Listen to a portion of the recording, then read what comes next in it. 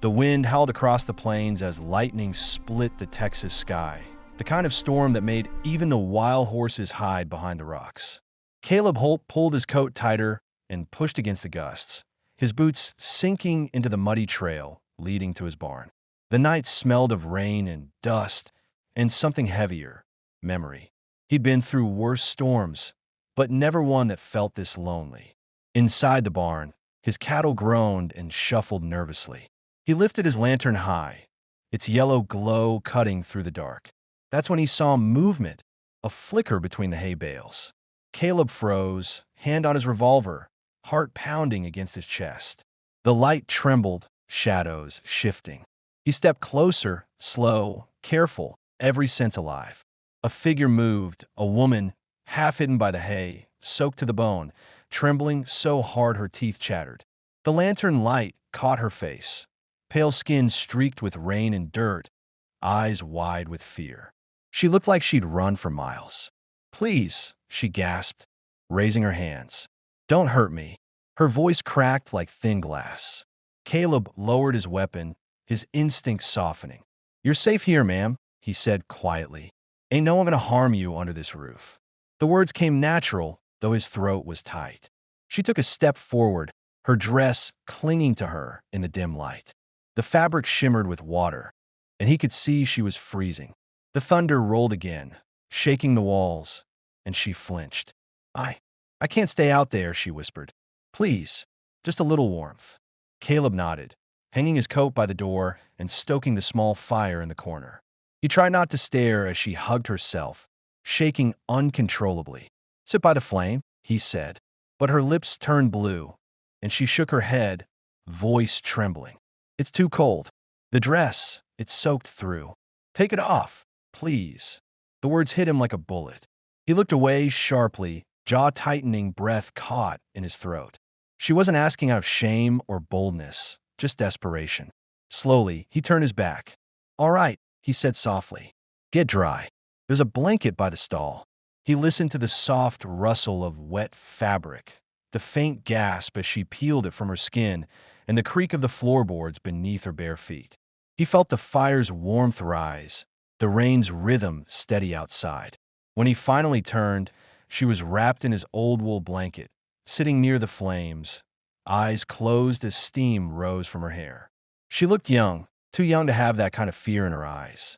Caleb leaned on the stall gate, studying her. "What's your name?" he asked. She hesitated before answering. "Alara." He nodded once. "You're safe now, Alara. Storm will pass soon." She gave a small smile, almost invisible. "Thank you. I didn't think anyone would stop for me." Caleb poured her a tin cup of water and handed it to her. She sipped slowly, her hands trembling less now. "You from around here?" he asked. She shook her head. "No, I was traveling with a wagon group. Bandits came near the border. My father tried to protect me, but," her voice broke.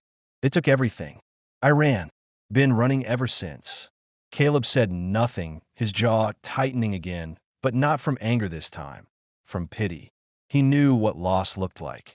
It was the same emptiness that stared back at him from his mirror every morning since his wife's grave turned cold. For a long while, the only sound was rain on the roof and the occasional crack of thunder rolling over the plains. Then quietly she spoke again. "Why are you alone out here?" He hesitated, then answered, "Lost someone too." She looked up, her eyes meeting his, soft and full of understanding. It wasn't pity, it was recognition, the kind only people who've buried love can give each other. He cleared his throat. "Get some rest. I'll stay out here, keep watch." But she shook her head. "No, you've done enough. Please sit." Caleb hesitated, then sat across from her, the fire between them casting amber light on their faces. Time moved slower in that barn. Outside, the storm calmed, but inside, something else stirred, something fragile but real. The way she looked at the fire, the small tremor in her hands, the way he found himself wanting to protect her. It was all too familiar and too new at once. The night deepened. She fell asleep first, curled under the blanket, her breathing steady and calm. Caleb watched her for a moment, then looked toward the open window where the rain was thinning to mist. He couldn't explain it, but something about her presence felt like the end of his loneliness. Hours passed, and dawn began to creep over the plains. The storm was gone. The sky turned pale gold, and the sound of birds replaced the thunder. Caleb stood quietly, covering Alara with another blanket. She stirred, murmuring his name in her sleep, a sound that startled him more than the lightning had. He smiled faintly, then walked outside to greet the morning. The air was cool and still, carrying the scent of wet earth. For the first time in years, he didn't feel the weight of the silence pressing on him.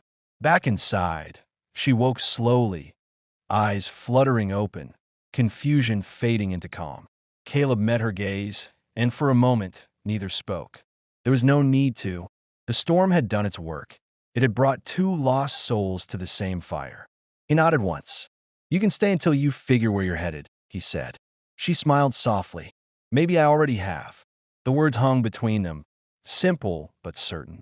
Caleb turned toward the window, sunlight painting his rough hands gold.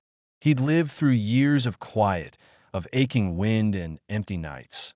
But now, in his barn, by his fire, he wasn't alone anymore. The storm had left behind more than rain. It had left a reason to begin again. Sunlight spilled through the ranch house windows, painting gold across the rough wooden floorboards and catching the dust that danced in slow spirals through the air. The storm had passed, leaving the land quiet and still, the kind of peace that follows chaos. Caleb Holt stood at the doorway of his small kitchen, boots muddy, shirt half-buttoned, watching the woman who had turned his world on its head.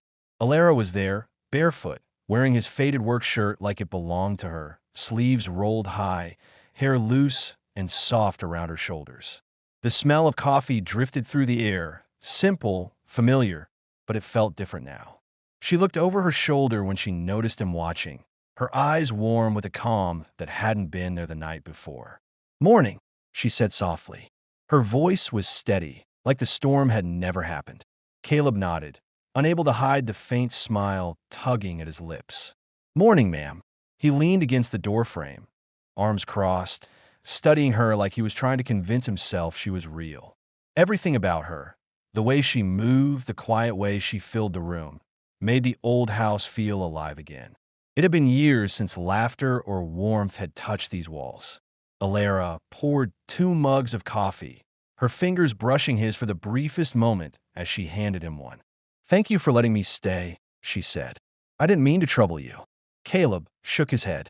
"You didn't trouble me. The barn's seen worse." She smiled at that, the kind of smile that reached her eyes. She sat by the window, and he joined her, the silence between them soft, not empty. Outside, the land stretched wide and endless, miles of dust, grass, and memory. He took a slow sip of coffee before asking, "You got a place to go when the road dries?" Her gaze dropped to her cup. "No," she said finally. "No home left. My father was a trader. He sold supplies along the border. We were headed to Fort Davis when we were ambushed. They killed him. I ran. I just kept running." Her voice trembled for a moment, then steadied. "I didn't know where I was going, but somehow I ended up here." Caleb's chest tightened. He looked out the window for a long moment before speaking. "The desert doesn't bring people here by accident," he said quietly. "It's got a way of leading the lost where they need to be."